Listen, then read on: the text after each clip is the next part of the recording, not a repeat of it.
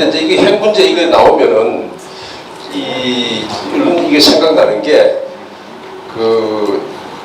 이게 좀 복잡한 문제에 대해서 간단한 해답을 내놓는 사람은 조심해야 될 사람이라고 하거든요.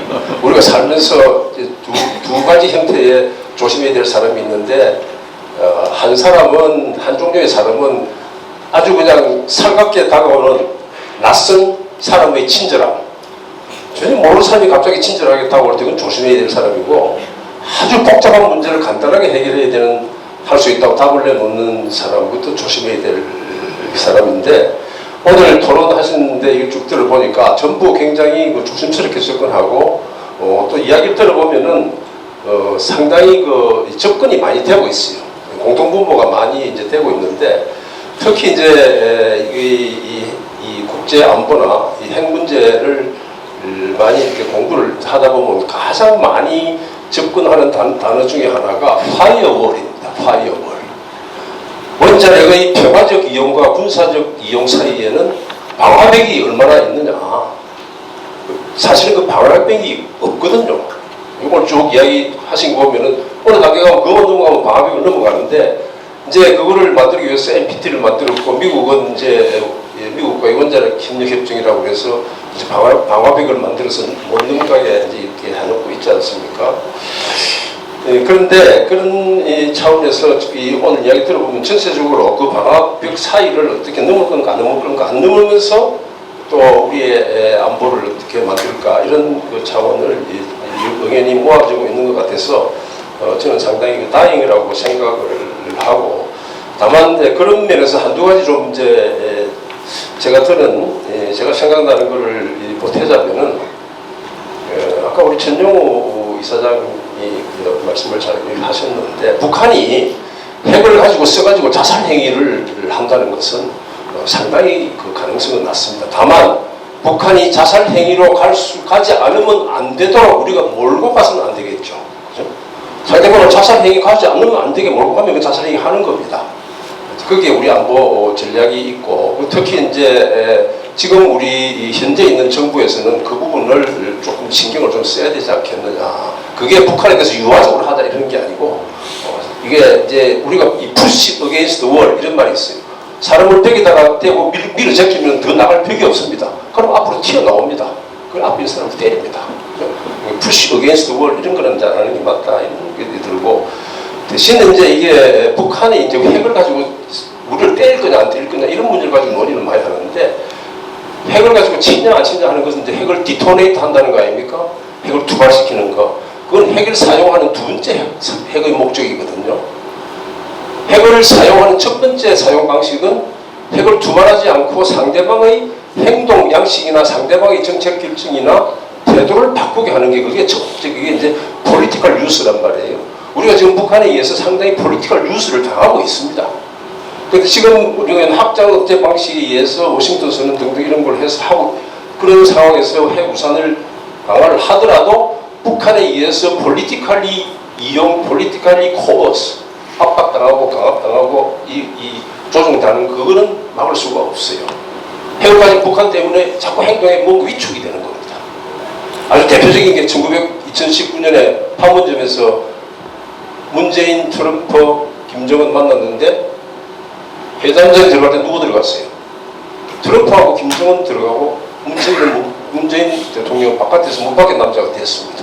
그걸 핵을 가진 남자와 핵을 가지지 않는 사람의 사이의 차이, 이런 것도 하나의 바로 대표적인 사례가 하나가 되어 있는데, 그래서 우리가 이런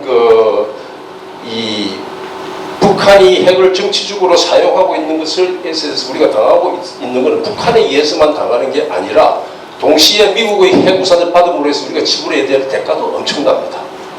미국이 핵우산을 그냥 씌워주는 게 아니고 거기에 대한 우리가 많은 대가를 치른단 말이에요. 그런데 그 대가를 치르기 싫어서 우리가 핵을 갖겠다 이렇게 할 수는 없단 말씀이에요.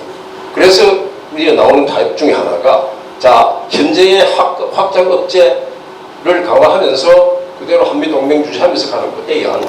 근데 B안은 손이 이야기하는, 우리도 핵무기 가져야 되겠다. B안. 근데 C안이 이제 뭡니까? C안은 현재의 확장 억제 유지를 하면서도, 아까 이게 잠재적 핵 능력 이야기하는데, 우리도 여차하면 핵무기를 가질 수 있는 상태까지 가야 되겠다. 그런데 이게 주장하는 사람들이 있는데 저는 거기에 오래전부터 그 이야기를 하고 있습니다.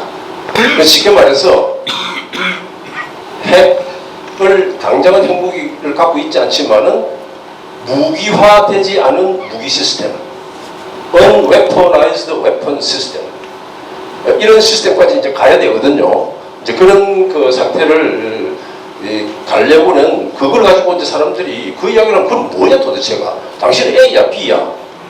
아 그런데 아니, 학교 학점에 A 학점이 있고 B 학점이 있는데 그거만 있습니까? B 플러스도 있고 A 마이너스도 있지 않습니까?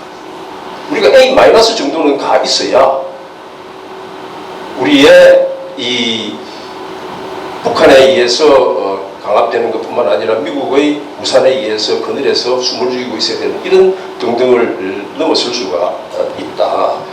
그런 그 차원의 생각을 좀 이제 해봐야 되지 않겠나 싶고, 이제 이게 이제 대표적인 게 일본, 독일 같은 겁니다. 독일 아시다시피 독일은 고농축 우라늄을 민영 공간에 의해서 지금 다 실험하고 만들고 있어요. 미국이 그 민영 공대에 있는 그 고농축 우라늄 시설 그거 없애라고 엄청 압력을 했는데 그건 못 없앤다. 바로 그런 자신의 그 바탕이 있기 때문에, 예를 들어서 트럼프 같은 사람이 유럽에 가서 뭐 나토 필요 없다, 너희들 알아서 하라 이렇게 이야기를 하니까 이제 안젤라 메르켈 같은 사람이 뭐라고 했어요? 이거 안 되겠네. 유럽 안보는 유럽 사람의 손으로 해야 되겠네. 이렇게 대놓고 바로 이야기를 했습니다. 그건 무슨 이야기입니까? 유럽의 안보는 유럽 사람의 손으로 하겠다는데, 그거는 이미 유럽에서는 영국과 프랑스가 핵무기를 갖고 있지만 독일만 없단 말이에요. 그 중에서. 너희가 그렇게 하면은 나도 핵무장 할 수밖에 없다. 이런 자세를 발톱을 내밀은 거거든요. 우리가 그렇게 할 수 있냐 이겁니다. 우리가 최소한 그 단계까지는 가도록 해야 되는데, 근데 여기서 자꾸 이제 오늘 NPT 이야기를 많이 합니다. 왜 자꾸 NPT를 없애는 이야기를 합니까? NPT 범위 내에서 아까 inalienable right 이야기하듯이 NPT 내에서 우리가 농축하고 재처리 할 수 있잖아요.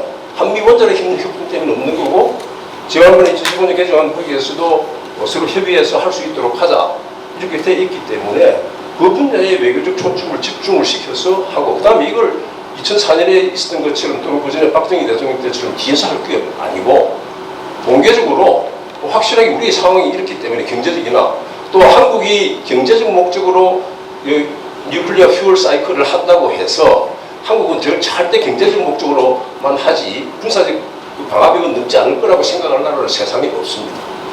그러나 한국이 안고 있는 안보 상황은 언제든지 필요하면 넘을 수밖에 없다는 그런 현실을 국제사회에 인식을 시켜야 돼요. 그래서 이제 NPT제를 유지하면서 하는 그런 자세가 필요하지 않겠느냐.